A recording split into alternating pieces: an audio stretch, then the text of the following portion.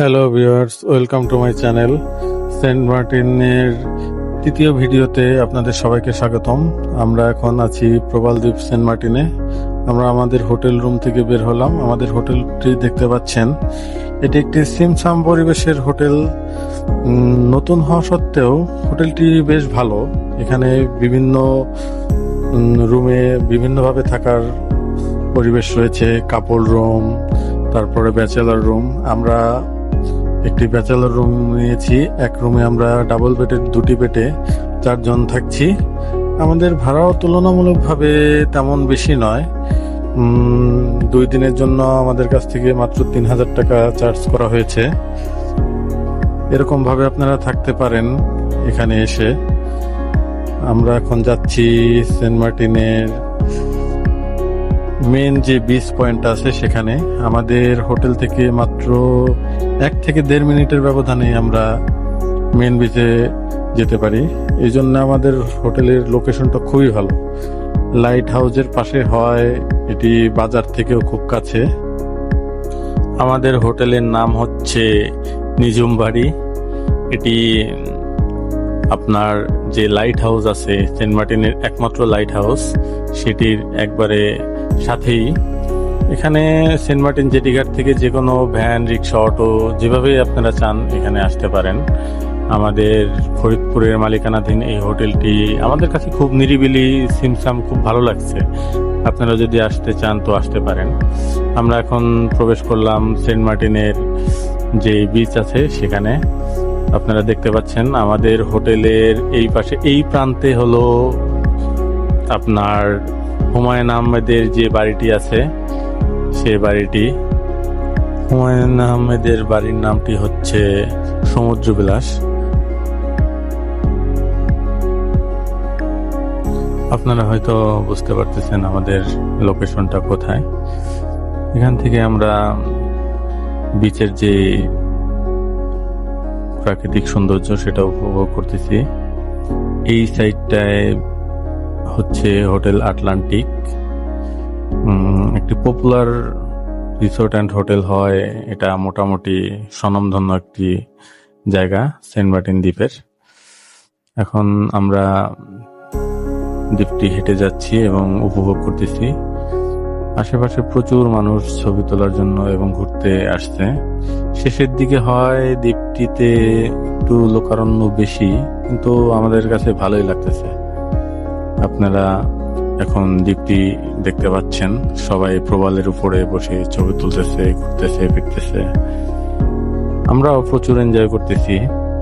আপনাদেরকে বলে রাখা ভালো, আমরা এই দ্বীপে আগামী 2 দিন থাকবো এবং ঘুরবো। প্রতিটি যাত্রায় আমি আপনাদের সাথে শেয়ার করার চেষ্টা করব। আমি এই জার্নিতে আপনাদের কাছে সেটাই শেয়ার করতে চাচ্ছি। আপনারা ন্যাচারালি সেন্ট মার্টিন এসে যেটা দেখতে পাবেন, আমি আসলে সেই জিনিসটাই উপস্থাপন করার চেষ্টা করছি, যে এখানে আসলে কেমন সিমসাম পরিবেশ, নাকি অনেক কোলাহল, নাকি অনেক গোছানো। আসলে এই পুরো জার্নিটাই আপনারা আসলে আমাদের সাথে উপভোগ করতে পারবেন। প্রিয় ভিউয়ার্স, আপনারা যখন আমার এই ভিডিওটি দেখছেন, হয়তো তখন এই বছরের জন্য সেন্ট মার্টিন যাওয়া বন্ধ হয়ে গেছে, কিন্তু ইন ফিউচার মানে 9 মাস পরে আবার যখন সেন্ট মার্টিন যাত্রা শুরু হবে, সরকার অনুমতি দিবে, তখন আপনারা যখন যাবেন, আসলে এই ভিডিওটি অনেক কাজে দিবে, বা একটা ধারণা পেতে পারেন আপনারা যে সেন্ট মার্টিনের বর্তমান অবস্থা কি এবং পরবর্তীতে কি অবস্থা হবে। আসলে সেটাই আমি বোঝানোর চেষ্টা করতেছি। একটু হলেও আপনারা উপকৃত হবেন। আর সেন্ট মার্টিন যাত্রা আপনারা যদি যেতে চান, অবশ্যই মিনিমাম 1টি রাত থাকার ট্রাই করবেন। আমরা হয়তো 2টি রাত থেকেছি, 2টি রাত এবং প্রায় 3 দিনের মতো আমরা সেন্ট মার্টিনে থাকবো। তাই আমাদের জার্নিটা সবাই দেখার জন্য অনুরোধ করা হলো। সম্পূর্ণ না টেনে সম্পূর্ণ দেখেন, তাহলেই হয়তো বুঝতে পারবেন আসলে সেন্ট মার্টিন যাত্রাটা কেমন। আমরা এখান থেকে এখন রুমে যাব। রুমে যেয়ে ফ্রেশ হয়ে আবার বিচে আসবো, বিচে এসে একটু গোসল করব, সবাই আনন্দ করব। তাই সেটা দেখার জন্য আমাদের সাথে থাকুন। A few moments later.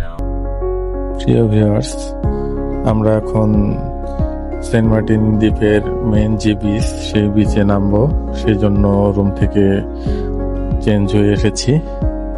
R main বিচে আসলে রিপ কারেন্টের ভয়টা তুলনামূলকভাবে কম। এখানে আসলে রিপ কারেন্টটি নেই। আর যে প্রান্তে রিপ কারেন্ট বা আপনার বিপদ আছে, সেখানে মোটামুটি লাল ফ্ল্যাগ গাড়া আছে আর সতর্কতামূলক চিহ্ন করা আছে। তাই আমরা মেন বিচের এই প্রান্তেই গোসলের জন্য নামছি সবাই। মোটামুটি অনেকেই নামছে এখানে। আর বহুদূর পর্যন্ত এখানে পানিটা কম, একবারে প্রাকৃতিক যে সুইমিং পুল আছে। আসলে এই জিনিসটা আমার বন্ধুরা এখানে খুব আনন্দ উল্লাস করতেছে।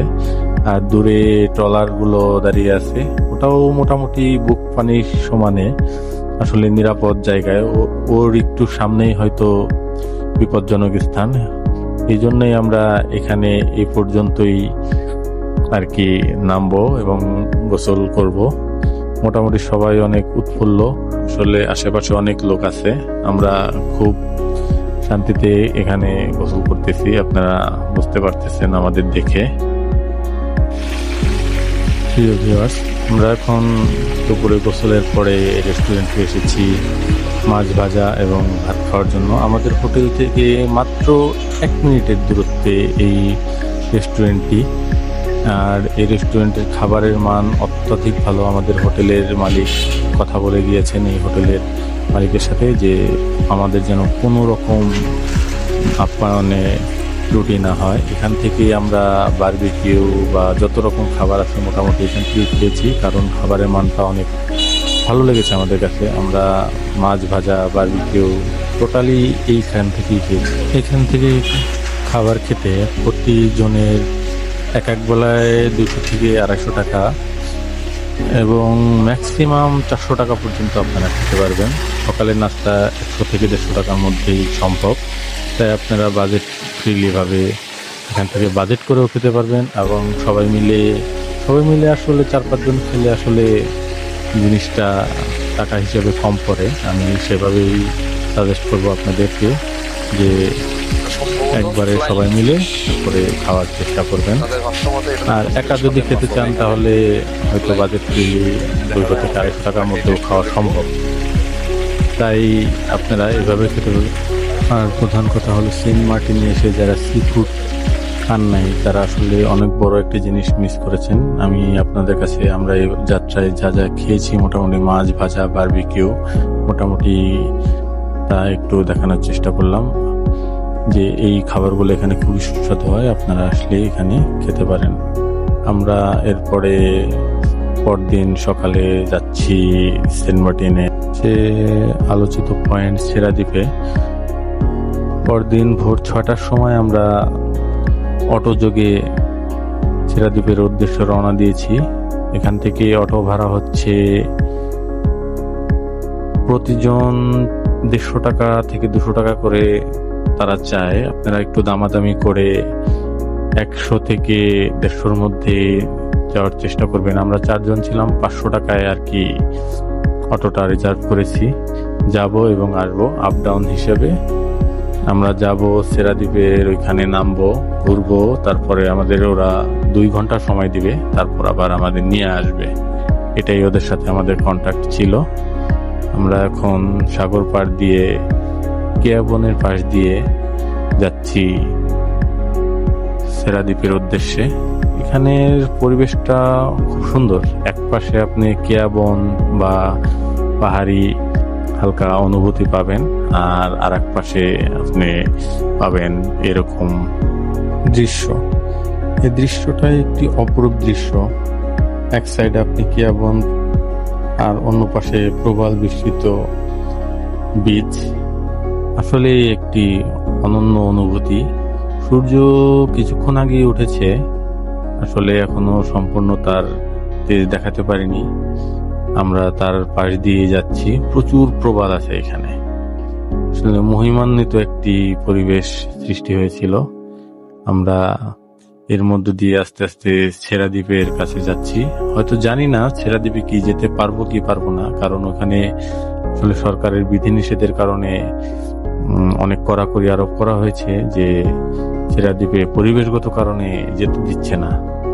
এখন দেখা যাক আমরা কি যেতে পারি কিনা। না দূর থেকে ছেড়া দ্বীপের সৌন্দর্য উপভোগ করে ফিরে আসতে হয়, সেটি আসলে আমরা ওখানে গিয়েই বুঝতে পারবো। যদি আমরা ওখানে যে ছেড়া দ্বীপে যেতে না পারি, তাহলে ওখানে আমরা একটু ঘুরবো এবং আশেপাশের প্রাকৃতিক যে সৌন্দর্যটা সেটা দেখে চলে আসব। তাছাড়া তো আমাদের আর উপায় নেই। যদি আমরা বছরের প্রথম দিকে যেতে পারতাম তাইলে হয়তো শিওর ভাবে ছেড়া দ্বীপে যেতে পারতাম, কিন্তু এখন আমি বলতে পারতেছি না যে আমরা কত দূর পর্যন্ত যেতে পারবো। দূর থেকে আপনারা ছেড়া দ্বীপ দেখতে পাচ্ছেন। আসলে আমরা যতটুকু শুনতে পারলাম এখানে এসে যে ছেড়া দ্বীপে আমাদের যেতে দেয়া হবে না। ওখানে বিজিবি ক্যাম্প বসেছে এবং তাদের ছবি তোলাও নিষেধ। ক্যাম্পের যে ছবিটা এই যে আপনারা দেখতে পাচ্ছেন, আমরা ছেড়া দ্বীপের খুবই কাছে দাঁড়িয়ে আছি। আসলে যদি যাওয়া যেত তাহলে আমরা ছেড়া দ্বীপে যেতে পারতাম। ওখান থেকে হেঁটে যাওয়ার যে রাস্তাটা আছে সেখানে আসলে বিজিবি ক্যাম্প বসাইছে, যাতে আমরা ওইখানে যেতে না পারি। মানে পর্যটক গিয়ে নানাবিধ পরিবেশগত যে সমস্যাগুলো সেটি করে, তাই আসলে পরিবেশ অধিদপ্তর থেকে বিধিনিষেধ দিয়েছে। আমরা এখন এখানে যে মনোরম পরিবেশ আছে সেটা উপভোগ করার চেষ্টা করতেছি। আসলে সময় খারাপ, আমরা ছেড়া দ্বীপে যেতে পারলাম না, কিন্তু তাতেও কোনো সমস্যা নেই। এখানে যে বিচ ভিউটা আছে সেটা আমরা দেখার চেষ্টা করতেছি। আসলে ছেড়া দ্বীপে যেতে না পারলেও এখানে যেরকম সৌন্দর্য, আমাদের তেমন কোনো মন খারাপ হয়নি যে আসলে এটা তো আমাদের জন্য না, সবার জন্য। আপনারা দেখতে পাচ্ছেন আমরা বিচের অন্য একটি প্রান্তে যাচ্ছি, একটু জঙ্গলের সাইড দিয়ে। এটাই খুবই একটা অ্যাডভেঞ্চারাল জার্নি আমার কাছে মনে হয়েছে।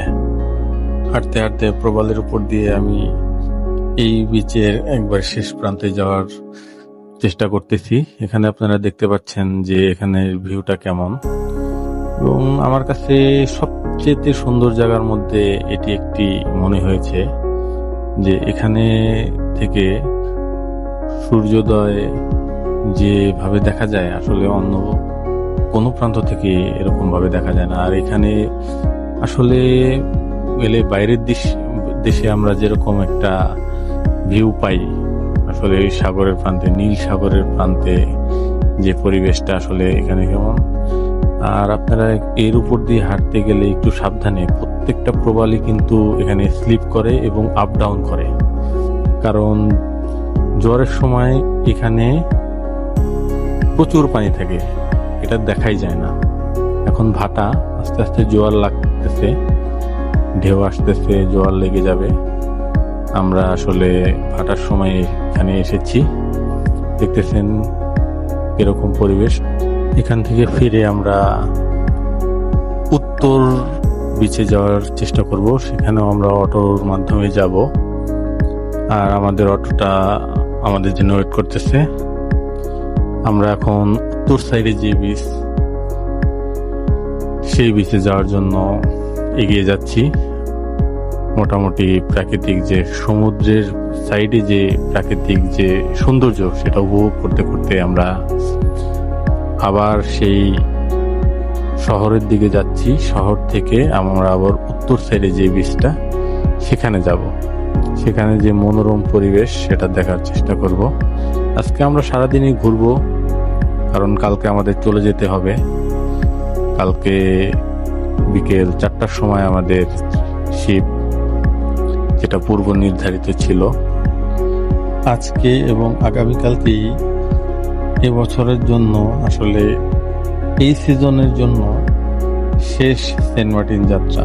এরপরেই বন্ধ হয়ে যাবে 9 মাসের জন্য সেন্ট মার্টিন যাত্রা।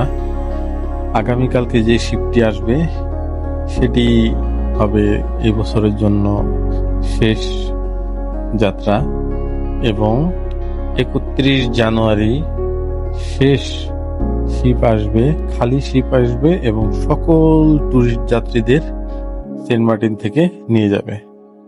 তাই আমরা একবারে শেষের দিকে আসছি। আপনারা দেখতে পাচ্ছেন জেলেদের মাছ ধরা, আসলে মনোরম পরিবেশে আসলে এরকম তাজা মাছ ধরার চিত্রটা দেখে আসলে আমরা খুবই অবাক হয়েছি এবং খুবই শান্তি পেয়েছি।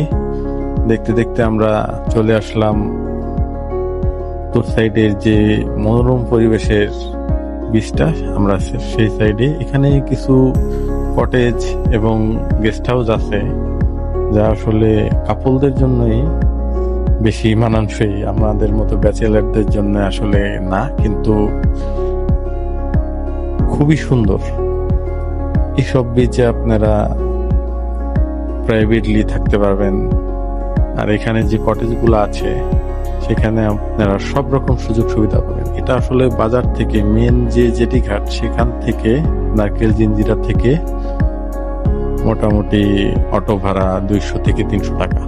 আর আপ ডাউন যদি নিতে চান তাহলে হয়তো 500 থেকে 600 টাকা নেবে, আধা ঘন্টার জার্নি মোটামুটি। কারণ এটা একবারে এক প্রান্তে, এখানের পরিবেশটা খুবই সুন্দর।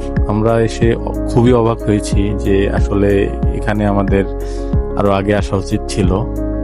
নিরিবিলি সিমসাম একটি পরিবেশ, মোটামুটি মালদ্বীপ মরিশাসের একটা ফিল পাওয়া যায়।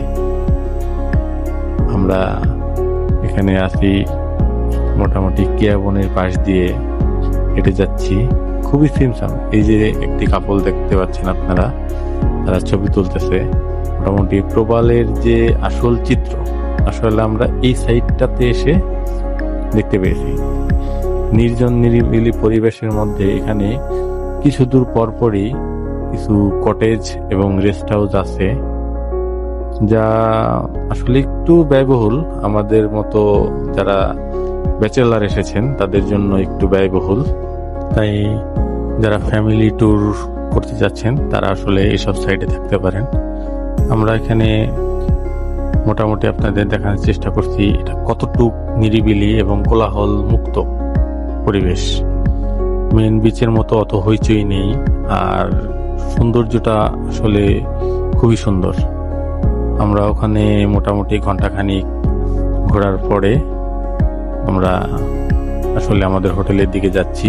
আমাদের মোটামুটি ঘোরা শেষ। আজকে আমরা বিকালে হয়তো একটু বিচে ঘুরবো, তারপরে আমরা তাড়াতাড়ি শুয়ে পড়বো। আগামীকালকে আমাদের ফিরতে হবে, তাই গোছগাছ আছে। প্রিয় ভিউয়ার্স, আপনারা দেখতে পাচ্ছেন মনোরম পরিবেশে দিয়ে আমরা আমাদের হোটেলের দিকে যাচ্ছি। আর অপরূপ কিছু সুন্দর রিসোর্ট কটেজ আপনারা দেখতে পাচ্ছেন। এসব জায়গায় আপনারা থাকতে পারবেন অনলাইনের মাধ্যমে এবং অফলাইনের মাধ্যমে আপনারা বুকিং করতে পারবেন এসব হোটেল রিসোর্ট, যা আসলে খুবই সুন্দর। আমি নেক্সট আসলে হয়তো এরকম একটি রিসোর্টে থাকার প্ল্যান করব এবং আপনাদের কাছে সেই ভিডিওটিও শেয়ার করার চেষ্টা করব। এই ছিল সেন্ট মার্টিনের প্রধান কয়েকটি জায়গা। আর এরপরে আমি আপনাকে সেন্ট মার্টিনের কিছু প্রাকৃতিক দৃশ্য দেখানোর চেষ্টা করব এবং সেন্ট মার্টিনে যাত্রার মোটামুটি একটা টিপস দেব, যা ইন ফিউচার আপনাদের কাজে দেবে।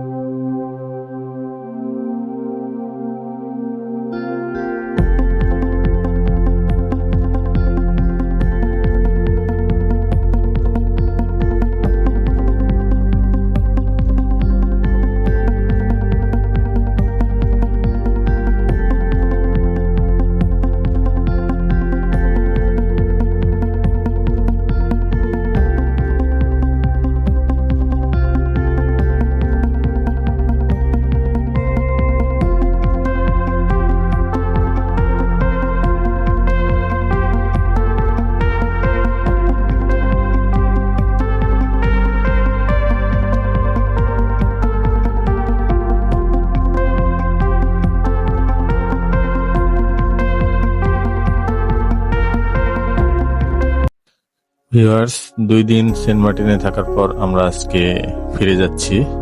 এখন আমরা জেটি ঘাটের উদ্দেশ্যে রওনা দিছি। যেতে যেতে আমরা এই ভ্যানালা মামার একটু গান শুনবো। গান হই হই আরে বস হাওয়াইলা ও তো হই হই আরে বিষ হাওয়াইলা কোন কারণে ভালোবাসার গান না দিলা আল্লাহ তারে তারে কেনে ফেলাই গেলা আশায় আসি তোমার আশায় আসি তোমার বাইটা বেকার আশায় আসি তোমার লই বাইন্দু মেকার সুখের বদল দুঃখ দিলা সুখের বদল দুঃখ দিলা মসজিদ সামনে যেতে পারবে মামা আপনার কণ্ঠ তো অসাধারণ। সেন্ট মার্টিন রেকর্ড নেন। সেন্ট মার্টিন কালকের মতো উৎসাহিত হয়ে চলা যাবে, আবার 9 মাস পরে সেন্ট মার্টিন সুযোগ পায়ে চলে আসবে। আমরা সবাই ভালো থাকি। সেন্ট মার্টিন বাসী আসসালামু আলাইকুম। আপনারা সবাই ভালো থাকেন। আমরা জেটি ঘাট থেকে শিপে পৌঁছে গেছি। আমাদের শিপটি 12 আউলিয়া কানেক্টিং শিপ কর্ণফুলীর মধ্যে দিয়ে আমরা 12 আউলিয়াতে পৌঁছালাম। আপনারা জানেন আমরা আসার সময় এসেছি শিপ কর্ণফুলীতে, যাওয়ার সময় আমরা 12 আউলিয়া শিপে ফিরে যাচ্ছি। আমরা 4 বন্ধু। আমাদের 2 বন্ধুর টিকিট আগে থেকে রিজার্ভ করা ছিল, আর 2 বন্ধুর টিকিট না পাওয়ায় আমরা স্ট্যান্ডিং টিকিট কেটেছি 1000 টাকা করে। আর আমাদের আগের টিকিটগুলো যেগুলো রিজার্ভ করা ছিল, এক একটা আপ ডাউন রিজার্ভ করা ছিল 2800 টাকা করে প্যানোরামা লাউঞ্জে। আর 2টো টিকিট নিয়েছি স্ট্যান্ডিং, এর কোনো সিট নেই। দেখতে পাচ্ছেন কত মানুষ শিপে উঠতেছে। আমাদের এখানে সারি সারি 4টা থেকে 5টা শিপ দাঁড়ানো আছে। আমাদের পাশে শিপ কর্ণফুলী, তার পাশে শিপ আটলান্টিক, মানে 4-5টা শিপে মোটামুটি 4 থেকে 5,000 যাত্রী আজকে কক্সবাজারের উদ্দেশ্যে ফিরে যাচ্ছে। আগামীকালকে হয়তো এর থেকেও বেশি মানুষ ফিরে যাবে, কারণ আগামীকালকেই শেষ যাত্রা এই সেন্ট মার্টিন থেকে কক্সবাজারের উদ্দেশ্যে। এরপরে থেকেই চিরচেনা সেই নিস্তব্ধ সেন্ট মার্টিন দ্বীপ হবে। আপনারা দেখতে পাচ্ছেন কি অবস্থা। এখন আপনাদের আমি একটু ঘুরে ঘুরে দেখানোর চেষ্টা করব এই 12 আউলিয়া শিপটি। এখানে অনেকগুলো লাউঞ্জ আছে। আমরা সিট নিয়েছি প্যানোরামা লাউঞ্জে, এটা একটি বিজনেস ক্লাস লাউঞ্জ। এখানে আমাদের 2টি সিট আছে, আর 2টি সিট হলো স্ট্যান্ডিং, মানে আমরা শেয়ারিং করে আর কি বসবো, কারণ একসাথে তো কেউ বসে থাকে না, কেউ ঘুরে কেউ সিটে বসে। মানে 6 ঘন্টার জার্নি তো এমনি এমনি দেখতে দেখতেই কেটে যাবে আর কি। আপনারা দেখতে পাচ্ছেন আমরা শিপের ভিতর দিয়ে আমাদের লাউঞ্জের দিকে এগিয়ে যাচ্ছি। কি পরিমাণে যাত্রী আর এবং কি পরিমাণের কোলাহল সেটা আপনারা হয়তো বুঝতে পারতেছেন। এই শিপের মধ্যে আমার একটু গ্যাদারিং মনে হয়েছে, জায়গা একটু কম। সেক্ষেত্রে কর্ণফুলী শিপটা আমার কাছে বেস্ট লেগেছে। আপনারা যদি সেন্ট মার্টিনের উদ্দেশ্যে যেতে চান, আমি সবসময় প্রেফার করব কর্ণফুলীতে যাত্রা করার জন্য। 12 আউলিয়ার কর্ণফুলী, দুটোই কর্ণফুলী শিপের আন্ডারে, কিন্তু আমার কাছে বেশি ভালো লেগেছে কর্ণফুলী শিপটি, কারণ ওটা একটু গোছানো আর এই শিপটি একটু অগোছানো। আপনারা দেখতে পাচ্ছেন প্যানোরামা লাউঞ্জ, এখানেই আমাদের সিট। আমার 3 বন্ধুই এখানে আছে, এই যে ওরা রেস্ট করতেছে।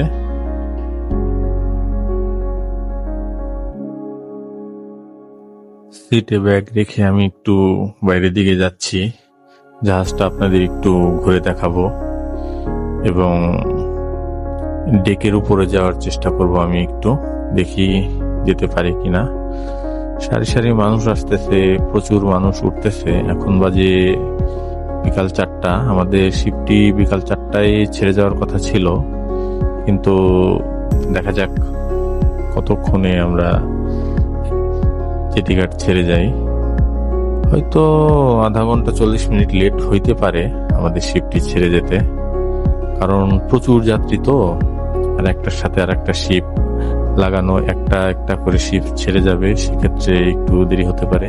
আপনারা দেখতে পাচ্ছেন কি পরিমাণের যাত্রী শিপে উঠতেছে। শিপ কর্তৃপক্ষ সবসময় চেষ্টা করে কোনো যাত্রী যেন শিপ মিস না করে, সেজন্য এটি একটি ভালো দিক হয়তো। কারণ কি, যদি কোনো কারণে কেউ শিপটি মিস করে, হয়তো আগামীকালকের জন্য ওয়েট করতে হবে। তারা হোটেল ছেড়ে দিছে, হোটেল আবার আজকে নিতে হবে। সেক্ষেত্রে এই যে দেখতেছেন আপনারা, এই গেট দিয়ে আমরা শিপে উঠেছি। আমি এখন উপরের দিকে যাচ্ছি। এই শিপটি কর্ণফুলী শিপের চেয়ে একটু বড়, যাত্রী ধারণ ক্ষমতাও একটু বেশি, তাই এই শিপে প্রচুর মানুষ হয়। আপনারা দেখতেছেন এটা ডেকের সিট। এইখানের ভাড়া হচ্ছে আপ ডাউন 2500 টাকা, আর আমরা নিয়েছি প্যানোরামা, ওটা আপ ডাউন 2800 টাকা, আর সিঙ্গেল ট্রিপে 1500 টাকা। আপ ডাউনে আর কি 200 টাকা কম। আপনারা দেখতে পাচ্ছেন আমি শিপের একবারে উপরে চলে এসেছি। এখান থেকে নীল সাগরটা খুবই সুন্দর লাগতেছে। এই যে আমি শিপ আটলান্টিকের পাশে দাঁড়িয়ে আছি, এটি আমাদের সাথেই ছেড়ে যাবে কক্সবাজারের উদ্দেশ্যে। আমাদের আনুমানিক ফেরার আমরা ধরে রেখেছি রাত 10টা থেকে 10:30টার মধ্যে আমরা কক্সবাজার জেটিঘাটে থাকবো এবং 11টার মধ্যে কক্সবাজার থাকবো। সেখানে রাতের খাবার খেয়ে রাত 12টার আমাদের আগে থেকে বুকিং করা বাসে আমরা ঢাকার উদ্দেশ্যে রওনা করব। এখন দেখা যাক শিপটি কখন ছেড়ে যায়। আমাদের বাসের সাথে আমাদের কন্টাক্ট হয়েছে, মানে শিপ যতক্ষণ না যাবে ততক্ষণ আর কি বাস ছাড়বে না, কারণ শিপের অনেক যাত্রী আছে, তো ওটা শিপের উপর নির্ভর করে ওটা শিডিউল করা। সেক্ষেত্রে আমাদের অনেক সুবিধা হয়েছে। আপনারা দেখতে পাচ্ছেন আমি এক প্রান্ত থেকে অন্য প্রান্ত যাচ্ছি, আর পুরো শিপটি আপনাদের দেখানোর চেষ্টা করতেছি। খুব কষ্ট হয়েছে, কিন্তু তারপরও আমি চেষ্টা করেছি যে যতটুকু সম্ভব আপনাদেরকে দেখানোর। প্রচুর মানুষ আসতেছে আর কি, ভিডিও করাটাও একটু টাফ হয়ে যাচ্ছে। এই জার্নিতে আমাদের এক একজনের খরচ হয়েছে 10 থেকে 11,000 টাকার মধ্যে। আমরা খাবার দাবার এবং থাকায় কোনো কম্প্রোমাইজ করিনি, বেস্ট খাবারটাই খেয়েছি। যখন যা খাবার ইচ্ছা হয়েছে আমরা সেটাই খেয়েছি, বিশেষ করে সি ফুড। আর থাকার ব্যাপারেও আমরা কোনো কম্প্রোমাইজ করিনি। আর আপনারা হয়তো দেখেছেন যে আমরা ট্রেনে শোভন চেয়ারে সিট নিয়েছি এবং জাহাজের মধ্যেও আমরা বিজনেস ক্লাস সিট নিয়েছি। সেক্ষেত্রে আমাদের বাজেটটা একটু বেশি। আপনারা যদি এর থেকে কম স্ট্যান্ডিং টিকিট বা বাসে নর্মালভাবে যাতায়াত করতে চান, সেক্ষেত্রে বাজেটটি 7 থেকে 8,000 টাকার মধ্যেও করা সম্ভব। কিন্তু বর্তমান দেশের যে পরিস্থিতি, আমাদের টাকার যে মান, সেক্ষেত্রে 3 রাত কক্সবাজার সেন্ট মার্টিন মিলে 3 রাত এখানে 10,000 থেকে 11,000 টাকার মধ্যে আমার মনে হয় মোটামুটি বাজেট ফ্রেন্ডলি। এই বাজেটের মধ্যে আপনারা আসতে পারবেন। সময় 4:30 আমরা সেন্ট মার্টিন জেটিঘাট ছেড়ে আসলাম। এর মধ্যে আমাদের সেন্ট মার্টিন যাত্রা মোটামুটি শেষ হতে চলেছে।